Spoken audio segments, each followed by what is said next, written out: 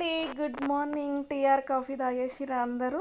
ఈరోజు అయితే లేవగానే బయట క్లైమేట్ చూడండి ఎంత బాగుందో.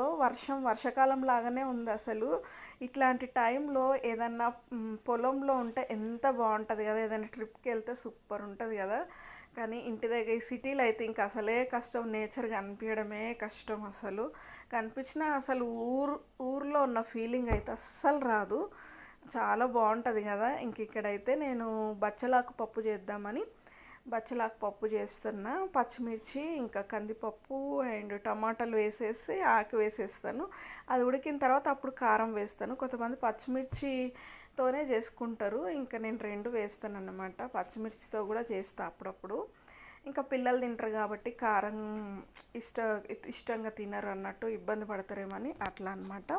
ఇంకా మా బాబుని అయితే లేపనికే డైలీ ఒక టాస్క్ అనమాట. ఇంకా కొద్దిసేపు సతాయిచ్చి ఇంకా లేస్తాడు. బచ్చలాకు పప్పు అయితే రెడీ అయిపోయింది. బాగానే రోజులు అవుతుంది బచ్చలాకు పప్పు చేయక. చెయ్యి కాలిందండి, సైడ్కి అన్నం దమ్క అవుతుంది, చెయ్యి కాలింది. అక్కడ కాలినా కూడా నేను ఆ పని చేయాల్సిందే, ఎప్పటికప్పుడు దుడుచుకుంటూనే ఉంటా. నాప్కిన్ కూడా ఎన్నిసార్లు ఉతుకుతానో నేను, డైలీ వన్స్ లేదంటే డే బై డే ఉతుకుతూనే ఉంటా.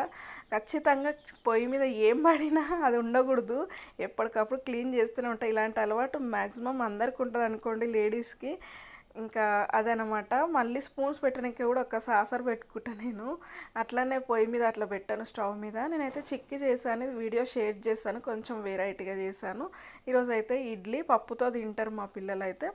ఇంకా వాళ్ళకైతే బాస్కెట్ ఇంకా పెట్టేసి పంపించేశాను. ఈరోజు అయితే ఎర్లీ మార్నింగ్ మినీ వ్లాగ్ అయితే ఇది. ఇంకా స్వెటర్ వేడి ఉబ్బరిస్తుంది అనుకుంటే ఇంకా స్వెటర్ వేసుకొని పోయారు ఈరోజు మా పిల్లలు అయితే.